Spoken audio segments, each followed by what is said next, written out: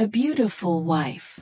I cannot remember how, when or where I met Ligeia. It was a long time ago and my memory is not good. But I think I met her first in a large, old city near the Rhine in Germany.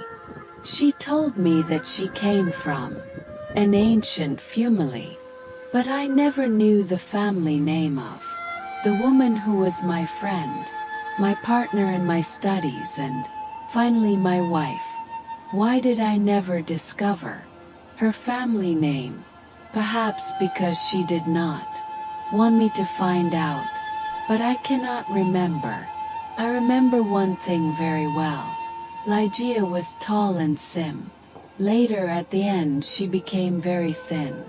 How I describe her quiet, aristocratic movements, or the strange softness of her footsteps.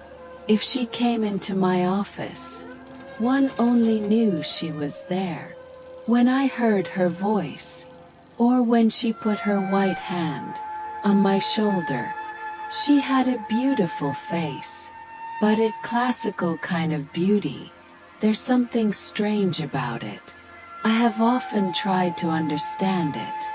Was it her pure white skin or her thick black hair? I looked at her long, delicate, perfect. I looked at her many times. It was mouth. How Sophian red it was. And when she smiled, her teeth were white. Then I looked into her eyes. They much bigger than normal eyes. Sometimes, when she was excited, they looked like a deer's eyes.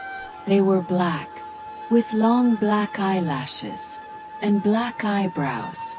But as I looked into them, I realized that they had a strange expression. I thought about it for many hours, sometimes all night. What the expression in those eyes? I wanted to know. Many times I thought. I almost had the answer. But then it was gone. Ligeia was very determined. She was always calm and quiet, but her determination showed in her eyes. It shone like a tenable energy.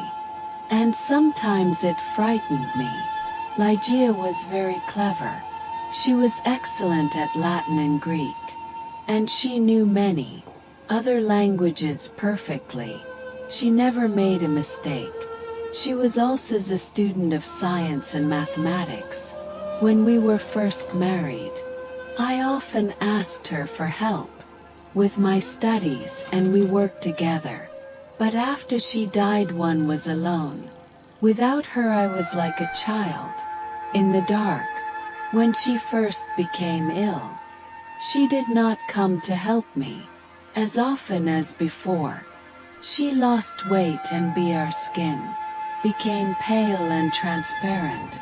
When I saw that she was dying, felt desperate. Ligeia resisted death with all her energy. She was determined to live. I watched in agony as she fought for life. I knew she loved me, but I only understood how much. She loved me now that she was dying. She held my hands and said that she was devoted to Annie.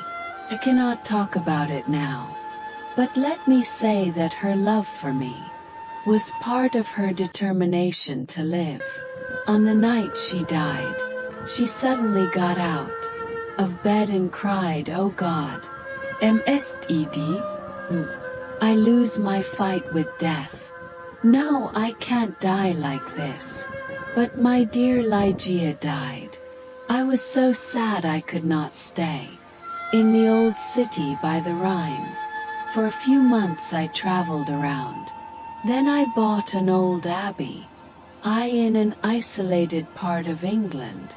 This dark, sad place expressed my feelings of loneliness. But I decorated it with beautifully colored curtains, carpets and ornaments. I said to myself, perhaps the bright colors will make me feel happier. Unfortunately they did not. I began to drink too much. But I do not want to speak about that time of my life. I will only say that one day, I monied Lady Rowena Trevanion of Tremaine. My new wife had blonde hair and blue eyes. She very different from my first wife. How could I ever forget? Lagiaye.